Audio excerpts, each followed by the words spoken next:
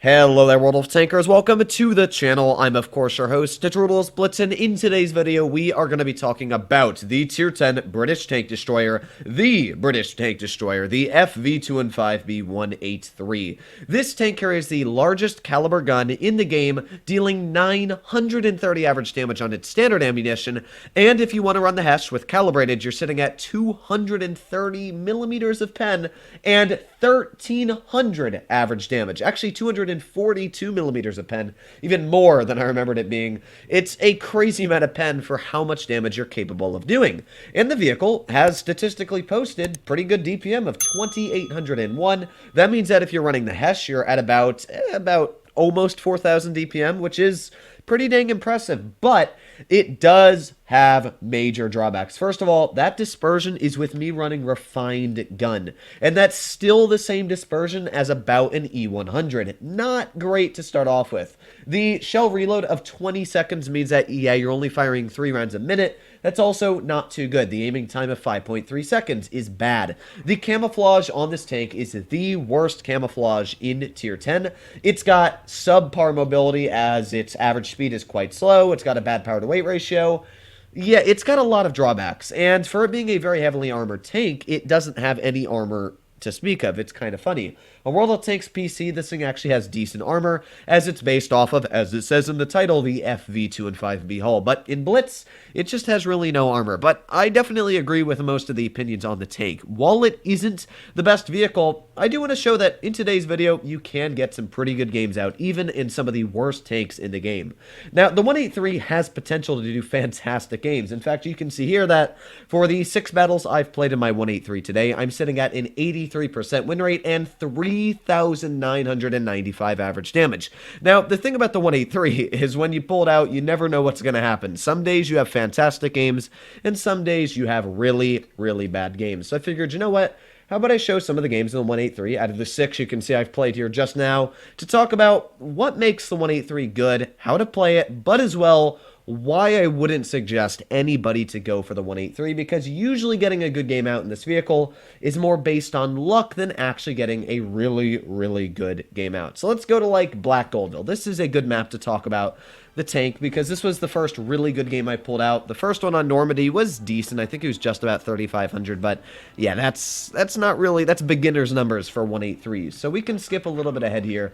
That's why we can make our way over to the sniping position. Now, the first thing you want to do in the 183 is decide what you're going to do. Let me go to new scene so it gets rid of my mouse. But the first thing is, I've of course read the enemy lineup. Now, with my heavies pushing to the heavy side, I pretty much took advantage of them because I figured, well, if the enemy team's going to push to the heavy side, I can take advantage of that. And by the way, this Kron was so close to poking, and then he backed up. I was like, ugh. But the enemy Maushin, oh boy, you know he was driving right up there. I had the shot in the T92, but I saw this Maushin, and even though we had a perfect shot aimed at this Maushin, you're going to see that this shell went way, way lower than I aimed, all the way down at the bottom of his spaced armor. And that is just one thing the 183 always does. It always misses shells like that. Now, sorry about the camera right now. This is what happens when you leave, yeah, there you go, back to normal. That's what happens if you mess around with the free cam, which Wargaming still needs to fix. But the first thing about the 183 that isn't great is issues like that. If that shell had just gone about 3 feet higher, that would have been 1,300 damage. Now, granted, we still did get out a really nice shell, 582 damage, even with a non-pen. That's pretty dang nasty. And, well, you're going to see here, I had the ability to load a Hesh, but I fired an AP, and that is 960 hit points taken off of a singular shot. In 2 shells and a non-penetration, we are sitting at 1,500 damage. That is really, really impressive. And one thing I always say about the 183 is, even though it is very RNG based, when you're aiming at a vehicle, let's say like this Progetto or the Paghetto, this here is obviously going to pen. I knew that this was the easiest pen on the planet, and even though the shell went nowhere where I aimed, in fact, if you take a look at where it went, you'll see it actually went right into his turret ring, almost hitting that mantlet. We had a pretty good chance of not missing that shell, which is obviously good. So now we're sitting at 2,800 damage, and we brought what was a full health medium down to 600 hit points. That is insane. The ability to take a full health vehicle and bring it down to just, you know, barely any hit points actually is really impressive. And that's one thing that the 183 is just great at doing.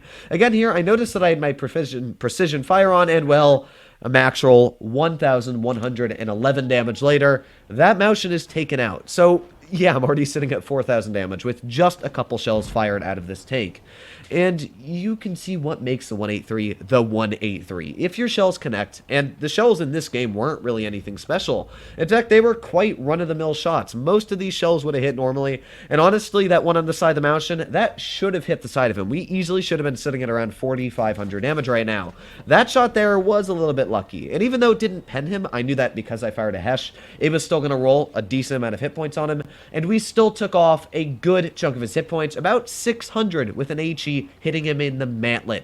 Again, the 183's Hesh capabilities are fantastic, and you'll notice I only have AP and Hesh on this tank, 5 AP shells and 10 Hesh shells. You may be wondering why I don't just have a normal HE. Well, a lot of people always ask me this. They're like, oh, are you just wasting credits? When you're sitting at about, 300-ish million credits, I don't really think losing, a little bit here and there is going to make too much of a difference. And I think I still broke, actually, the bank in credits in this game nonetheless. Now, it says we're at 4,476 damage. However, because we did shoot that blind shell at the T-92E1, we're sitting just about 5,000 damage. So this game here, you can see that the 183 did everything it is intended to do. And it looked like a walk in the park. In fact, it was a walk in the park. And that's how most of the games performed for the gameplay in the 183. If I go pull out, let's see, we got Alpenstat, Winter Melanovka. Let's do the Alpenstat game. This was a really funny game because, well, let's just say the T-22 and the 57 Heavy tried to tunnel me, and I didn't remember this game. One thing that people don't understand is even if I get mad, let's say in one game I'll say, oh, you tunneled me or something like that, which you'll see me type in the chat here, but this one was definitely tunnel. If I type that, and even if you weren't tunneling me and I just got the wrong impression, I'm not going to remember the game. I never remember really anything after like a game or two, and honestly, I didn't even remember this game until I read Alpenstat. I usually block things out of my mind as soon as they happen, because I don't really care enough to, to continue. But you're going to see again, why the 183 can get out some really stupid damage, and why it can be a very strong tank. Now, I actually play it quite aggressive. You can see here that I'm running this thing frontline like a heavy, right into the heavy position, and in fact, you're about to see that it's gonna pay off, but not 100% the way you'd expect. There's a K91, and I wanted to get a shell into that K91, but we've got that, by the way, I have no clue how that K91 bounced me, but we got that VK72, and we hit that little corner weak spot. We lost about 600 hit points, but in return, we were able to deal 1,216. But the enemy T-22 medium and 57 heavy are trying to tunnel me as hard as possible, and you can pretty clearly see that here. Now, this T-22 medium decided not to continue shooting at me, so fired at the side of him and off with his head. A little bit of a high roll there. Granted, it fully ammo-racked him, but thankfully, he was just in the range of us to be able to one-shot him anyway, so I'm pretty sure we would have killed him either shot. But his teammate now, his 57 heavy, is, yeah, you can see reading the chat there, killed, yeah, something hammer. And, well, look at his wonderful teammate dying as well. That made me so happy. You can't imagine how good it feels to have that 57 miss the shot after YOLOing in as they're both in platoon. Cursing, yeah, it's always a fun day when stuff like that happens and you're the victor that comes out in the end. Yeah, that's something that's really fun. But nonetheless, we're already sitting at 2,600 damage. It's crazy how quickly you're able to get damage out in the 183. With only a couple shells fired, we're sitting at now 3,000 damage, and that was only a 300 hit point shot we fired at the enemy, what was it, the Tortoise here. So, yeah, pretty dang crazy. Again, the Ho-Ri doesn't have much armor, so our AP should easily be buttering right through that hull, but the Ho-Ri has one of the best aiming times for tier 10 tanks in the game, which means that it could easily just turn and snap me, but we have got an easy shot on his tank. Thankfully, the 183 hit it. Of course, the Ho-Ri is a very easy pen with this vehicle. It's got about 320 millimeters of standard pen, and because it's AP, that's about 360 effective, so it's going to cut through most armor, especially a vehicle like the Ho-Ri. So, there you go. The Ho-Ri gets taken off, and this TVP just tried to get the shell out, but nice shot right into the side of him, finishing him off, and with that, 4,852 damage. So, well, as you can see, the 183 is a fantastic vehicle if it can get out some really good stuff. It really does do a good job, and most of the games played in the 183 today really were some fantastic battles, which I really didn't expect. I pulled it out, I was platooning with a patron, and I expected, just the 183 to be a meme. I was like, okay, we're going to have some fun. And it turns out that the 183 actually did some really good stuff. Every game I played in it, it managed to do very well. And this is one thing that I've said many, many times in almost every video, is that there is no such thing as a terrible tier 10. Even though the 183 is one of the most useless tanks, it can be easily spotted, easily killed, and is always focused, you still can make a very big impression out there on the battlefield.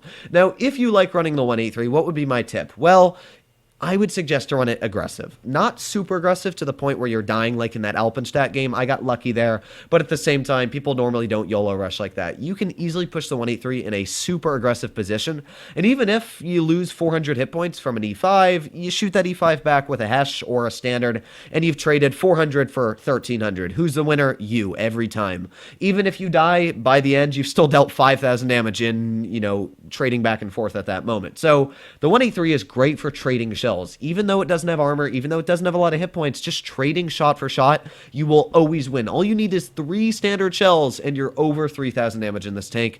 It's pretty dang easy to rack up that damage. But if you're up against this vehicle, what should you do? Well, pretty much you know where the spots are. The 183 is one of the easiest tanks to come up against because most players sit at the back of the map in the most easy and ordinary spots that they're always sitting in every time. On dead rail, they're up in the back, which I actually do because it's just the easiest way to win in dead rail. So if you're against a 183 on dead rail, don't poke the hill like a stupid.